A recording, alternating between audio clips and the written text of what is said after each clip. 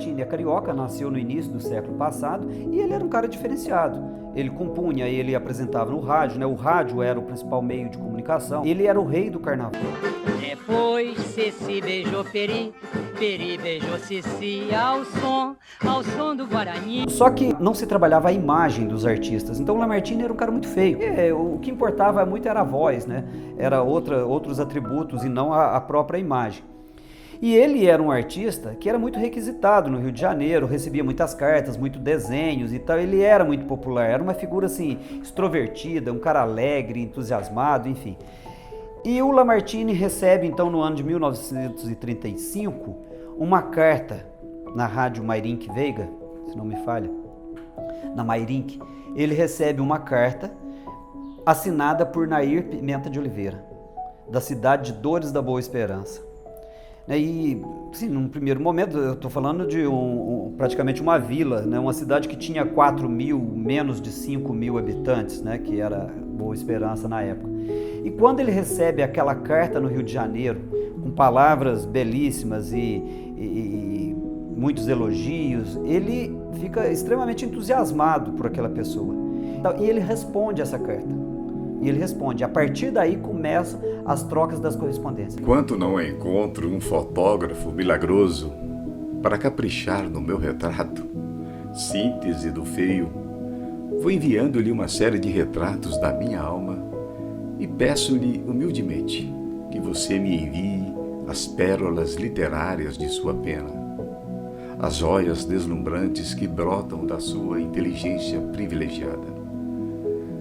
Escreva-me sempre para alegrar o meu salão azul, carente de amor e ternura.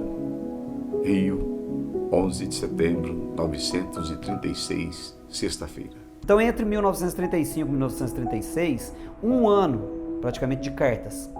Se a Nair escrevia em prosa, ele respondia em prosa, escrevia em verso, ele devolvia, e aquela coisa toda. No início, né, quase meados de 1936, a Nair então escreve uma carta para o Lamartine, falando que não poderia corresponder mais com ele, que estava prometida em casamento, que ela iria se mudar e que estava encerrando ali as correspondências.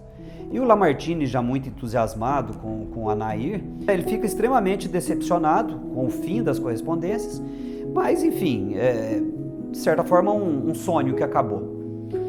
E logo depois, ali 2, 3 meses depois, o Lamartine, no Rio de Janeiro, recebe uma carta de Boa Esperança, de Dores da Boa Esperança, mais um convite para que ele viesse em Boa Esperança participar da inauguração do clube, do baile ou do lançamento do Bando dos Tangarás, que era uma orquestra musical de Boa Esperança, já famosa na região, e eles iriam fazer um grande baile. E é interessante que quando ele recebe esse convite no Rio de Janeiro, ele fala para o secretário dele, o Francisquinho: vamos para Minas Gerais acabar com um casamento? Então, assim, a intenção dele de vir para Boa Esperança, num primeiro momento, não era necessariamente para participar do baile, para prestigiar o baile, era exatamente para conhecer a Nair e fazê-la desistir do casamento. E ele sai do Rio de Janeiro, ele e esse secretário seu, o Francisquinho, e vem para Boa Esperança. Aí o convite é assinado pelo Carlos Neto. Então o Carlos Neto manda e ele responde falando que vem para Boa Esperança. E ele realmente vem.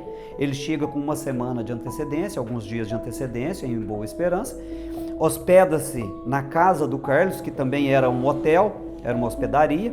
Então ele fica ali na casa do Carlos e ele fica durante esses dias buscando ali na cidade, entre as pessoas, as moças que ele vai conhecendo, quem é a possível Nair. Então ele vem para Boa Esperança com esse intuito, para encontrar a Nair. E entre as pessoas, os amigos que ele faz, a turma do Carlos, existia um pacto de ninguém tocar no assunto da Nair. Então ele procurando um lado e eles escondendo de outro. Até que chega o dia do grande baile, né, já praticamente com uma semana que ele está ali, ele descobre que Nair, na verdade, não existia. A Nair na verdade, ela existia, mas era uma sobrinha de 9 ou 10 anos do Carlos, filha da irmã do Carlos. E o Carlos, que realmente escrevia as cartas para o Lamartine e colocou colocou ali o nome, na hora de assinar a carta, ele pegou o nome, Nair, né? Beleza, colocou o nome da sobrinha e mandou para o Rio de Janeiro. E isso foi tomando essa proporção, e as cartas foram, né, eles escreveram, corresponderam durante um ano. Então o Lamartine aí tem a segunda decepção dele, vamos dizer assim. Um primeiro momento que a Nair encerram suas correspondências, né, quando ela termina, ela não escreve mais para ele, e quando ele descobre que a Nair, por quem ele se apaixonou, realmente não existia. Quem escrevia para ele era o Carlos. O que eu falei, ele era muito brincalhão. Então, assim, era um cara que hoje, né, no bom popular, perde o amigo, mas não perde a piada. Então, ele já estava ali uma semana, ele já tinha feito uma amizade muito grande, um vínculo muito grande com aqueles amigos, com o próprio Carlos, e ele encara isso como uma grande brincadeira. Carlos, saudades. Amanhã, 12, é sábado. Será um dia festivo dentro da sua alma, no vasto sul de Minas do seu coração. Aniversário sagrado, dia abençoado por Deus. Que a sua mamãe seja muito feliz, assistindo de alma e coração a felicidade dos filhos, a felicidade que vocês merecem. Esses são os meus votos. 12 de setembro, quase primavera, agora transformada em rigoroso inverno.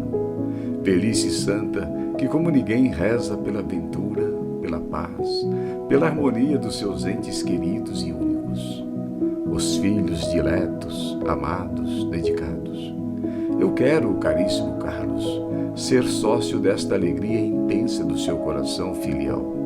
Associo-me às suas homenagens do fundo do coração, do âmago. Sou filho, tenho mãe ainda me assistindo.